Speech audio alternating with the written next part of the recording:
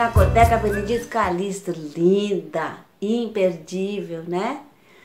Mas eu vou começar dando um panorama meio do desenvolvimento arquitetônico da cidade para a gente poder localizar o casarão da Pinacoteca e o porquê de ter sido escolhida a Pinacoteca Benedito Calixto para ser instalada naquele casarão, que é uma história muito legal. Mas antes eu vou mostrar para vocês algumas construções que começaram a ser construídas no centro histórico da cidade, porque então vamos lá. A Vila de Santos era pequenininha, ficava entre onde está a alfândega hoje, onde estava o Valongo. Tinha algumas ruas importantes, como a Rua Direita, que virou Rua 15 de Novembro, a Rua Santo Antônio, que virou Rua do Comércio. Quando a proclamação da República aconteceu, os logradouros públicos que tinham nomes religiosos de santos, de nomes de Largo da Matriz, Largo do Rosário, foi tudo sendo substituído por nomes mais republicanos, digamos assim, né? Então eu tenho essa foto aqui para vocês do Militão Augusto de Azevedo, que são as primeiras fotos que foram tiradas em Santos a partir de 1865. Essa foto que vocês estão vendo aí é a tal Rua Santo Antônio. Veja como essa igrejinha da Graça, que pertencia aos Adorno, desde 1540 e pouquinho, essa igrejinha já existia. E aos pouquinhos a rua foi sendo transformada. Vejam que nessa foto a gente consegue ver a casa da Frontaria Azulejada sendo construída, tá vendo? E essa outra foto é o contrário, você da mesma esquina da Capelinha da Graça tá vendo a Rua Santo Antônio ao contrário. Essa é a Rua do Comércio, que vai dar lá na Igreja do Valongo, por isso que chamava-se Rua Santo Antônio. O comendador Joaquim Manuel Ferreira Neto foi quem construiu a Casa da Frontaria Azulejada, já modernizando a cidade, como também construiu os dois casarões que fazem o complexo aonde hoje está o Museu Pelé.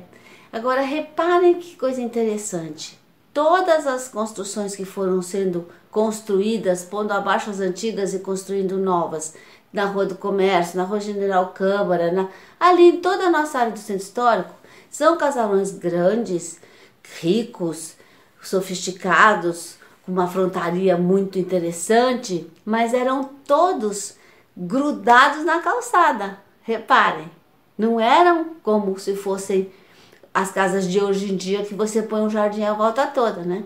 Então, o primeiro bairro só residencial que começou a acontecer em Santos, quando cortaram a Avenida Conselheiro Nebias, ali para chegar na praia, já tinha uma outra passagem pela Constituição, bom, enfim, mas aí já fica muito comprida a história.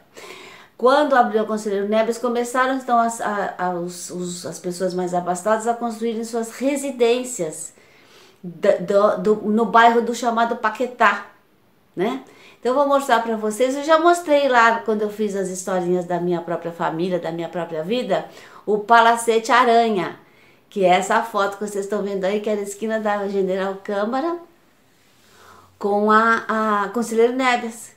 Essa casa, tudo que a gente estuda, que fala sobre ela, ela é a primeira casa com ares palacianos construída em Santos. O que é uma casa com ares palacianos? É uma casa construída já para dentro do terreno, com jardim à volta toda, como se fosse um palácio, um castelo, né? E aí a gente tem uma porção de amostras também, que era uma tendência nova, e essa daí quem construiu foi o meu bisavô, o Pedro de Souza Aranha, pai da minha vovó Jordina.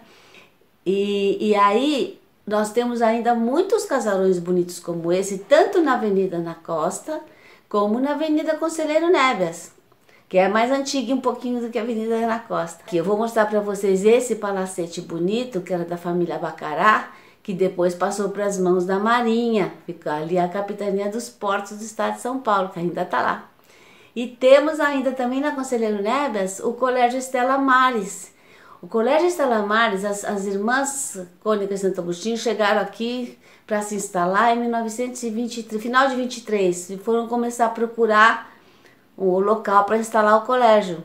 E acabaram comprando a casa da família Carrarese, que ficou contentíssima de vender para as irmãs, porque a dona da casa tinha sonhado que Nossa Senhora tinha dito para ela: eu venho morar aqui, eu quero morar aqui. Tem toda essa lenda aí em cima daquela casa. Então essa parte que está na foto, que tem a torre, essa entrada, era o palacete, com o jardim à volta toda. Depois as irmãs foram comprando terras dos lados das chácaras que havia ao lado e tal, e foram crescendo e virou esse colégio grandão que tem lá agora, né? Tá? E foi indo em direção à praia. A gente já falou nisso.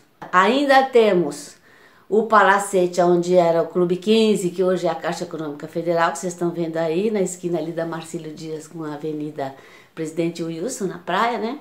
E temos o nosso lindo e resistente e deliciosamente preservado, graças a Deus, onde está instalada a Pinacoteca Benedito, a Fundação Pinacoteca Benedito Calixto. Gente, esse casarão tem uma história doida. Ele foi construído em 1900. Em 1909, o alemão que o construiu foi-se embora de volta para a Alemanha porque a mulher dele faleceu. O senhor Francisco Pires compra a casa, vai morar lá, do mesmo jeito que ela já era. Eu vou botar uma foto antiga aqui para vocês verem como ela era. E ele acaba que ele tem reveses aí, porque ele era do comércio do café, então vocês podem imaginar que de vez em quando tinha uns altos e baixos aí na história do café. Ele vende a casa, acho que em 1914, as datas eu não tenho muita certeza, mas também não é o que importa agora. E eles foram morar em outro lugar, foram para São Paulo e tal. E aí, em 1921, ele recompra a casa do Asilo dos Inválidos, que já tinha construído sua sede lá, onde está hoje o Colégio Liceu Santista, pertinho do Orquidário. Hoje, o Asilo dos Inválidos é a Casa do Sol, que está lá em cima do Morro da Nova Sintra. Sabiam disso? Pois é. Então, o casarão volta para as mãos da família Pires, Francisco e Dona Zulmira, que tinham tido 13 filhos, criaram-se 12 filhos, entre eles uma Valentina, minha xará, né? E tinham vários, Beatriz e Isabel, acho que tinha Isabel, olha, uma porção de gente, eu não decorei todos. O mais velho chamava Jorge e a mais nova chamava-se Edith Pires, que está viva até hoje aos 102 anos. A Dona Edith, gente, ela tem uma história de vida tão bonita, porque ela tem a lembrança de morar no Casarão Branco depois da reforma, porque ela nasceu em 1919, então em 21 o pai dela recompra a casa e já faz uma reforma e uma modernização, e aí que dá esse ar mais Art Nouveau que a casa tem, com a platibanda tapando o telhado lá em cima, com essa passagenzinha para o automóvel, que essa construçãozinha que tem em cima era o quarto de costura da Dona Zulmira, e o arredondado do outro lado, que eles chamam de jardim de inverno, né? E aí tinha quadra de tênis, quadra de cricket, tinha uma cozinha separada lá no fundo para a Dona Zulmira fazer doces, que ela adorava cozinhar. E tinha, nossa senhora, tinha horta e milhões de coisas, porque o terreno vai até a rua de trás, né? Até Epitácio Pessoa, né? Eu sei que aí eles tiveram que vender a casa de novo, porque teve a queda da Bolsa de 29, ele ainda resistiu lá por alguns anos, acho que até 1936, por aí, e vende para o senhor Carneiro, que era dono do Ferro Velho, que morou lá com 7 filhos também, manteve a casa, enfeitou também, foi tudo bem. Só que quando eles faleceram, os herdeiros abandonaram a casa, não cuidaram dela. E quando o Carlos Caldeira Filho veio ser interventor aqui em Santos, ele acabou decidindo determinar que aquela casa era de interesse público para começar um processo de desapropriação. Eu me lembro disso, foi em 1979. Depois eu fiquei sabendo por que ele se interessou tanto, porque ele era frequentador da casa, ele era amigo da família Pires.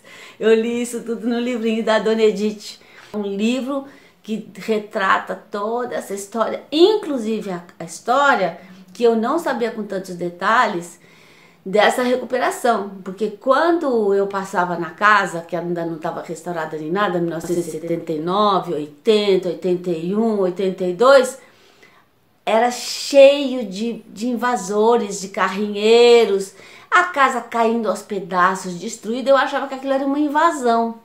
Mas não era. Os filhos do senhor Carneiro, Alguns venderam para a prefeitura uma parte quando o Caldeira fez tentou fazer a tal da desapropriação. E 2 não quiseram vender. E esses 2 alugavam a casa para esse pessoal que estava morando lá. Tiravam torneira de metais bacanas para vender, tiraram janelas. Foi uma destruição muito, muito, muito ruim, permitida pelos herdeiros. Veja que coisa... Vai saber o que passava na cabeça deles, né? Eu sei que aí quando a gente recuperou nossa autonomia, porque o prefeito Paulo Barbosa também tinha outras prioridades, não aceitou as solicitações da sociedade, se uniu e várias instituições se uniram para tentar fazer alguma coisa com a casa que estava com aquele início do processo de desapropriação. Mas foi só no governo do Justo é que isso se resolveu. E no governo da prefeita Thelma a coisa andou mais ainda. E aí foi muito doido isso, gente, porque eu participei desse momento de o que fazer com o Casarão Branco. Tá bom, a gente vai iniciar a restauração. Prepararam o pessoal da Prodesan para aprender a fazer restauro. Quem comandou essa equipe foi a nossa querida Nazaré Mataleite, que eu me lembro de vê-la em cima de um andaime, naquele salão nobre principal da casa, deitada nele, com uma espécie de uns cintos de couro, assim, para dar apoio para o braço, para ela poder ficar pintando aquele teto. Ela pessoalmente pintou todas aquelas guirlandas que você vê em todos os cômodos que tem lá, com destaque para vocês verem. Que coisa incrível que foi o trabalho da Nazaré. A Cristina, a filha dela, ajudou. Aí eu também participei, e meio de longe, não muito de perto, da decisão de passar o Casarão a ser a sede da Fundação Pinacoteca Benedito Calixto. Porque essa fundação era um outro movimento cultural paralelo, encabeçado pelo meu querido Darcy Barros, um boêmio de primeira, adorava tocar um pandeiro.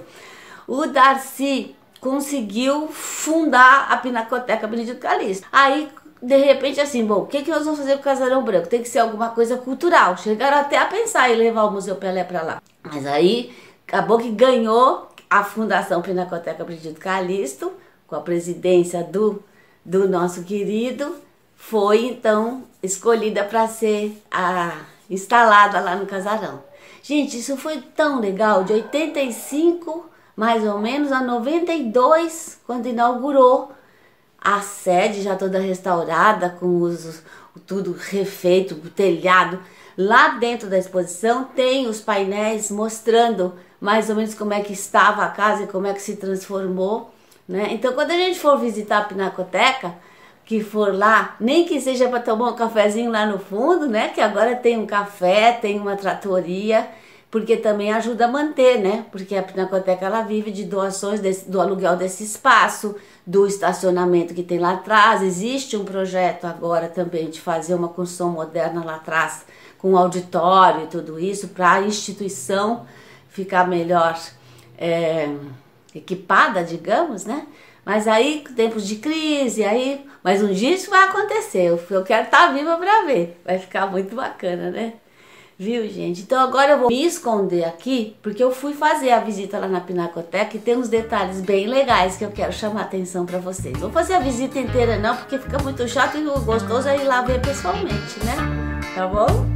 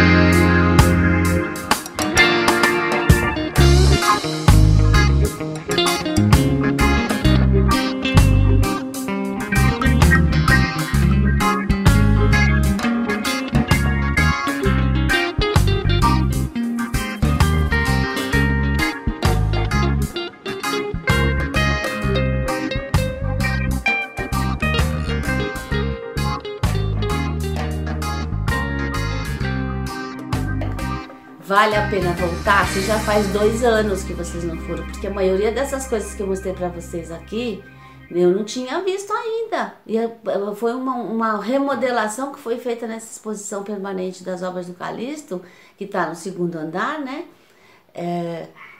Recente, tem, eu acho que de 2018, uma coisa assim, tá? Então vão lá, não deixem de ir, vale muito a pena. Deixa eu dar só um detalhe.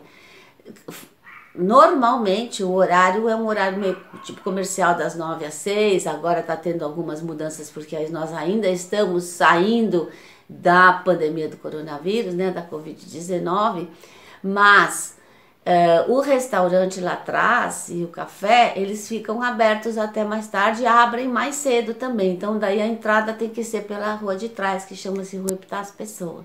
Tem estacionamento, tá bom?